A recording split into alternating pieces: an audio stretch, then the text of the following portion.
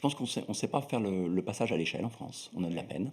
Et puis, je pense qu'on a malheureusement un sujet qui est trop politisé. L'énergie ne devrait pas être politisée. Le mix énergétique ne devrait être ni de droite ni de gauche.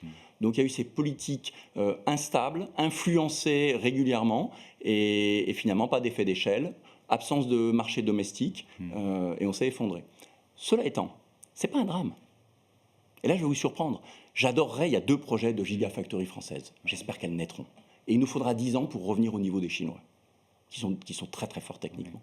Mais quand vous importez un panneau de Chine, certes, vous le payez, mais il représente moins de 20% de l'investissement initial, moins de 10% de l'équation économique sur la durée de l'exploitation.